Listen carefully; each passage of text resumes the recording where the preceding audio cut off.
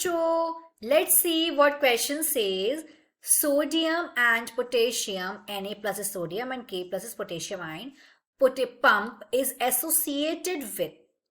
There are four options: A, passive transport, B, active transport, C, osmosis, and D, imbibition. So हमें सबसे पहले हम यहाँ पे ऑप्शंस को समझते हैं. पैसिव एंड एक्टिव ट्रांसपोर्ट क्या होता है? पैसिव ट्रांसपोर्ट में एटीपी रिक्वायर्ड नहीं होती है. ATP is not required. यहाँ पे एनर्जी का एक्सपेंडिचर नहीं होता है, एनर्जी खर्च नहीं होती है. ATP not required.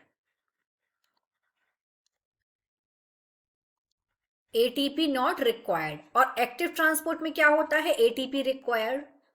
ATP required होती है. ATP is adenosine triphosphate. It is energy currency. ATP क्या होती है? एटीपी एनर्जी करेंसी है. एनर्जी करेंसी, इसको एनर्जी करेंसी भी बोलते हैं. क्या बोलते हैं? एनर्जी करेंसी,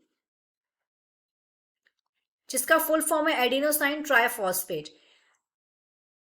मतलब एनर्जी का एक्सपेंडिचर एक्टिव ट्रांसपोर्ट में नहीं होता है और पैसिव ट्रांसपोर्टेशन में एनर्जी का एक्सपेंडिचर होता है. अब बात करते हैं सी और डी ऑप्शन की. सी में क्या है? ऑस्मोसिस है. ऑस्मोसिस मतलब क्या होता है? ऑस्मोसिस. और डी है इम्बाइबेशन. ऑस्मोसिस एक ऐसी प्रोसेस है, अगर हम ऑस्मोसिस की बात करें तो ऑस्मोसिस एक ऐसी प्रोसेस है जहां पे वाटर का मूवमेंट होता है. क्या होता है? वाटर का मूवमेंट होता है. वाटर मूवमेंट होता है. कैसे मूव करता है वाटर? एक ऐसी प्रोसेस है जहां पे वाटर का मूवमेंट हायर कॉन्सेंट्रेशन से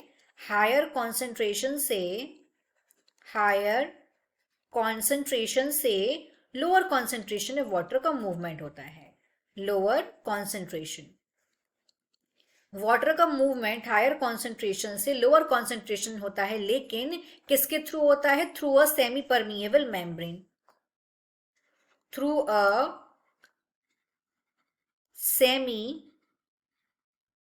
permeable membrane. Semi permeable membrane से होता है. तो ये तो हो गया ऑस्मोसिस का डेफिनेशन. ऑस्मोसिस का मतलब क्या होता है? अब हम डी की बात करते हैं, इम्बाइबिशन. ये भी हमारे ऑप्शन में दिया, so we have to understand every option over here. Imbibition एक ऐसी प्रोसेस है जहां पे वाटर का एब्जॉर्प्शन होता है. वाटर का एब्जॉर्प्शन होता है. वाटर का एब्जॉर्प्शन होता है. किसके थ्रू होता है? Through a solid substance. Through a solid substance. अब हम लोग अगर बात करें जो क्वेश्चन, अब हम लोग क्वेश्चन पे आते हैं. क्वेश्चन में क्या पूछा गया है? क्वेश्चन में पूछा गया है सोडियम पोटेशियम पंप क्या होता है, और मतलब सोडियम पोटेशियम पंप में कौन सी एक्टिविटी यहाँ पे हो रही है इन चारों ऑप्शंस में. तो सोडियम पोटेशियम पंप क्या होता है? सोडियम पोटेशियम पंप एक मेम्ब्रेन ट्रांसपोर्ट प्रोटीन है जहां पे एक्सचेंज होता है किसका? सोडियम आयन का. जहां पे किसका एक्सचेंज होता है? जहां पे एक्सचेंज होता है सोडियम आयन का.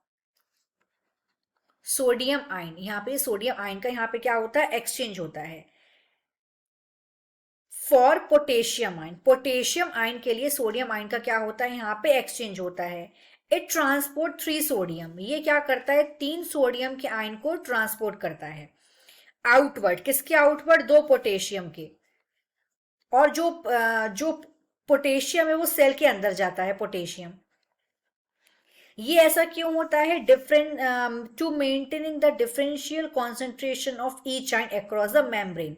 ये दोनों आयन का कॉन्सेंट्रेशन को मेंटेन होने के लिए सोडियम पोटेशियम पंप चलता है. लेकिन इसमें जो सबसे इंपॉर्टेंट पॉइंट है, इस जो पूरी प्रोसेस में एनर्जी एक्सपेंडिचर होती है. मतलब यहाँ पे एटीपी रिक्वायर्ड होती है. एटीपी रिक्वायर्ड होती है मतलब एनर्जी यूटिलाइज होती है. इस वाली प्रोसेस में जो है एनर्जी वो यूटिलाइज होती है. ये एटीपी रिक्वायर्ड होती है. यानी कि अगर हम इसके ऑप्शन की बात करेंगे तो इसका करेक्ट ऑप्शन होगा बी, एक्टिव ट्रांसपोर्ट. क्योंकि एक्टिव ट्रांसपोर्ट में भी एनर्जी की रिक्वायरमेंट होती है और सोडियम पोटेशियम में भी एनर्जी की रिक्वायरमेंट हो रही है, जैसा कि हमने यहाँ पे देखा. तो ये हमारा बी हो गया इसका correct answer. I hope you understood this question. Thank you.